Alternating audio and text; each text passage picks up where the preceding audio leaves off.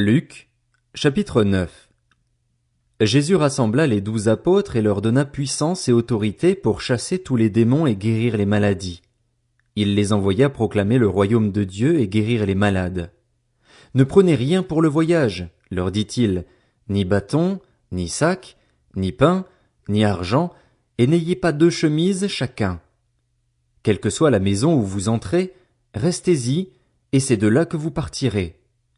Si l'on ne vous accueille pas, sortez de cette ville et secouez la poussière de vos pieds en témoignage contre eux. Ils partirent et allèrent de village en village. Ils annonçaient la bonne nouvelle et faisaient partout des guérisons. Hérode, le tétrarque, entendit parler de tout ce qui se passait. Il ne savait que penser, car les uns disaient que Jean était ressuscité, d'autres qu'Élie était apparu et d'autres qu'un des prophètes d'autrefois était ressuscité. Mais Hérode disait: J'ai fait décapiter Jean. Qui donc est cet homme à propos duquel j'entends dire de telles choses? Et il cherchait à le voir. À leur retour, les apôtres racontèrent à Jésus tout ce qu'ils avaient fait.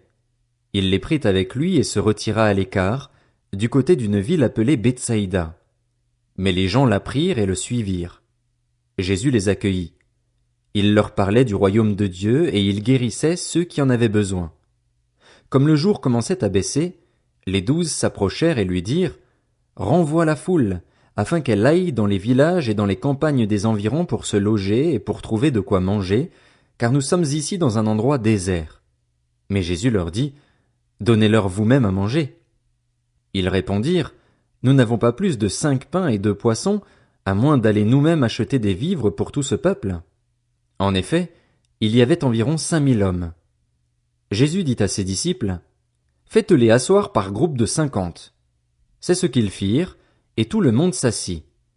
Jésus prit les 5 pains et les 2 poissons, leva les yeux vers le ciel et les bénit.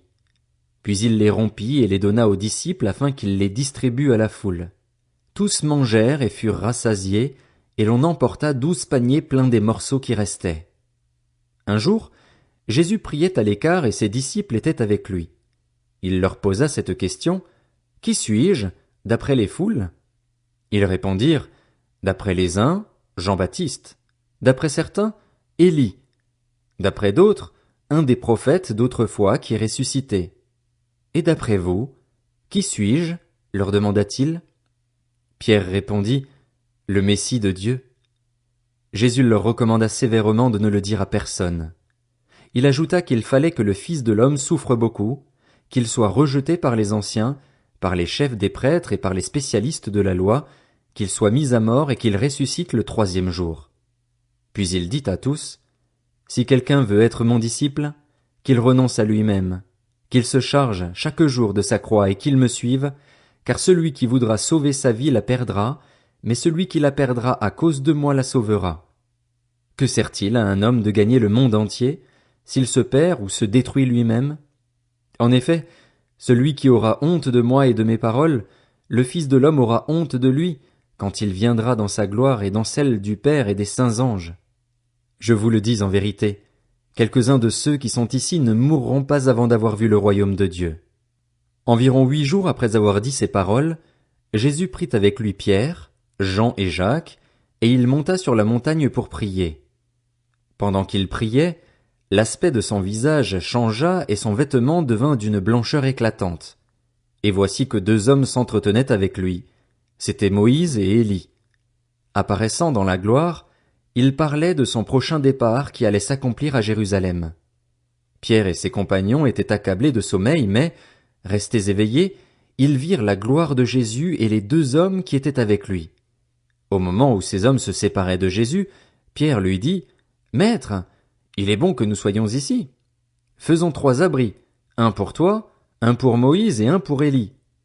Il ne savait pas ce qu'il disait. Il parlait encore quand une nuée vint les couvrir. Les disciples furent saisis de frayeur en les voyant disparaître dans la nuée. Et de la nuée sortit une voix qui dit: Celui-ci est mon fils bien-aimé, écoutez-le. Quand la voix se fit entendre, Jésus se retrouva seul. Les disciples gardèrent le silence et, à cette époque-là, ils ne racontèrent rien à personne de ce qu'ils avaient vu. Le lendemain, lorsqu'ils furent descendus de la montagne, une grande foule vint à la rencontre de Jésus. Alors, du milieu de la foule, un homme s'écria, « Maître, je t'en prie, jette les regards sur mon fils, car c'est mon fils unique. Un esprit s'empare de lui et tout à coup il pousse des cris. L'esprit le secoue violemment, le fait écumer et le quitte à grand-peine, après l'avoir tout brisé. J'ai prié tes disciples de le chasser et ils n'ont pas pu. » Génération incrédule et perverse, répondit Jésus, jusqu'à quand serai-je avec vous et devrais-je vous supporter? Amène ton fils ici. Tandis que l'enfant s'approchait, le démon le jeta par terre et le secoua violemment, mais Jésus menaça l'esprit impur, guérit l'enfant et le rendit à son père. Tous furent frappés par la grandeur de Dieu. Alors que chacun s'émerveillait de tout ce que faisait Jésus, il dit à ses disciples, « Quant à vous, écoutez bien ceci. Le Fils de l'homme doit être livré entre les mains des hommes. » Cependant, ils ne comprenaient pas cette parole. Elle était voilée pour eux afin qu'ils n'en saisissent pas le sens, et ils avaient peur de l'interroger à ce sujet. Ils eurent une discussion entre eux pour savoir lequel parmi eux était le plus grand. Jésus connaissait la pensée de leur cœur. Il prit un petit enfant, le plaça près de lui et leur dit, « Celui qui accueille en mon nom ce petit enfant, c'est moi-même qui l'accueille, et celui qui m'accueille accueille celui qui m'a envoyé.